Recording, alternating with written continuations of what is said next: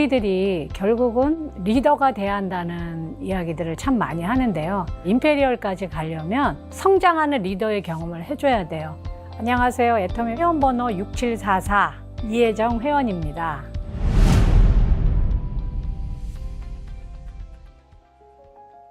이렇게 얘기하시니까 여러분 웃으셨죠? 그건 제가 오늘 여러분들한테 임페리얼로서 드리는 어떤 조언보다는 제가 걸어왔던 길을 옆집 언니처럼 편안하게 나누려고 합니다.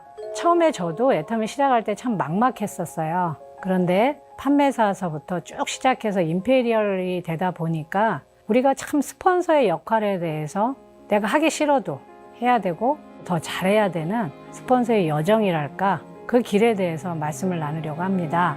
제가 생각하기에 스폰서는 그냥 존재 자체, 옆에 있어주는 사람, 그걸로도 충분한 것 같습니다.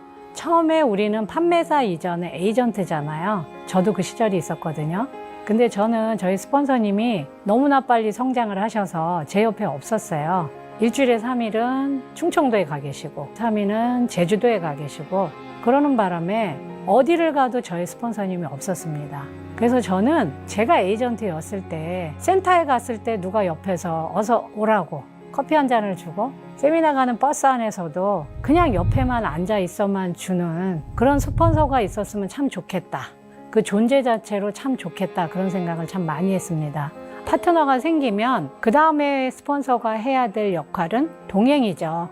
나가서 거절을 당해도 혼자일 때보단 2명일 때가 덜 마음 아프고, 그리고 PV를 올리기도 쉽고, 이러다 보니까 그 동행이 저는 참 너무 좋았습니다. 너무 든든했고요. 일이 성사되면 100배로 좋았고, 거절을 당해도 하나도 두렵지 않았습니다.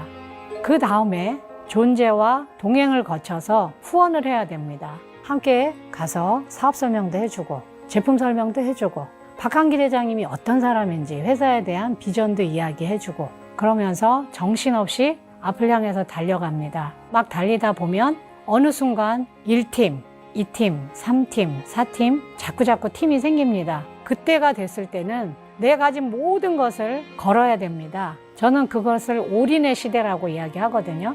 그래서 내 경험, 내 열정, 내 시간, 때로는 내 자본까지. 자본이라고 하면 또 이상하게 생각하실 분들도 있으시겠지만, 파트너 중엔 정말 어려운 분들이 있어요. 그런 분들한텐 때로는 따뜻한 밥 한 끼, 지방에서 올라올 때는 기차 싹시 될 수도 있습니다.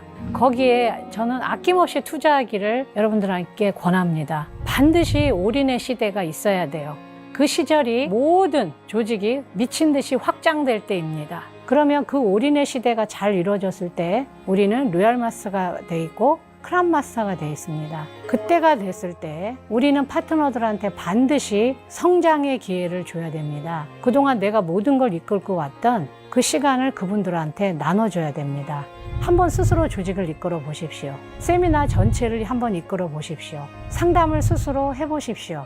문제가 있는 팀에 가서 직접 만나보십시오. 그렇게 그 권한이행을 해드리면 반드시 그분들은 또 리더로서 한 단계 더 성장을 합니다. 근데 이때 중요한 게 있어요. 그냥 손을 놓으시면 안 됩니다. 거기에 반드시 권한이행을 하시면서 안부에, 당부의 말씀도 드려야 됩니다. 근데 분명히 해결이 안 되는 문제도 있을 겁니다. 그땐 저를 부르세요.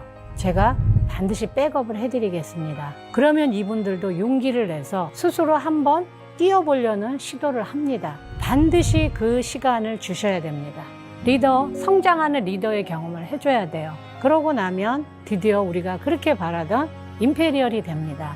제가 임페리얼이 되고 나서 제 스폰서님께 여쭤봤어요. 스폰서 뭘 해야 됩니까? 리더는 어떤 사람입니까? 여쭤봤을 때 제 스폰서님이 저한테 주셨던 질문에 대한 답은, 임페리얼은 해결사다.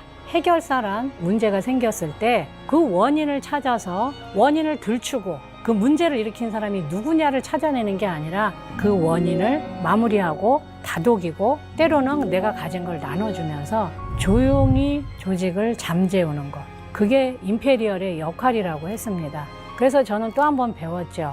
작년에 제가 엄마가 아프셔서 그때 응급실 앞에서 발을 동동 구를 때 굉장히 많은 걸 배우고 많은 반성을 했습니다. 제가 싱글이다 보니까 아이가 없다 보니까 그 아이를 가진 워킹맘들이 얼마나 많은 대가 지불을 하면서 애터미를 하는지 제가 헤아리질 못했었어요.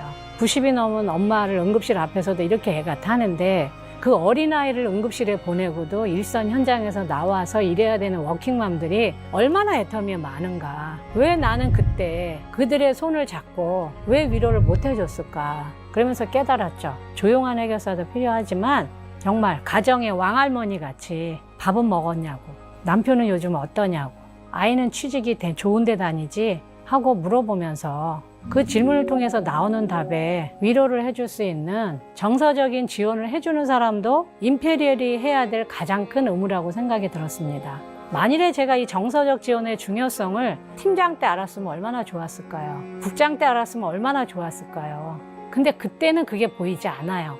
저도 그랬고 아마도 여러분도 그랬을 겁니다. 근데 제가 임페리얼 되고 나서 또 코로나 시대를 거치다 보니 존재와 동행과 후원과 상담과 올인과 권한이행과 해결사 역할 그리고 정서적인 지원까지 이 모든 게 하나로 연결돼 있다는 걸 알았습니다. 우린 사람이 전부인데 이 중에 하나라도 우리가 소홀히 하면 임페리얼이 오는 과정에서 멈춰집니다. 그래서 제가 먼저 해봤고 또 많은 실수를 저질렀고 또 많은 반성을 했고 그래서 제가 요즘에 느끼는 제 이야기가 여러분들의 사업에 있어서 잠시 멈춰서서 나와 너와 우리를 다시 한번 추슬러 보는 시간이 됐으면 좋겠습니다.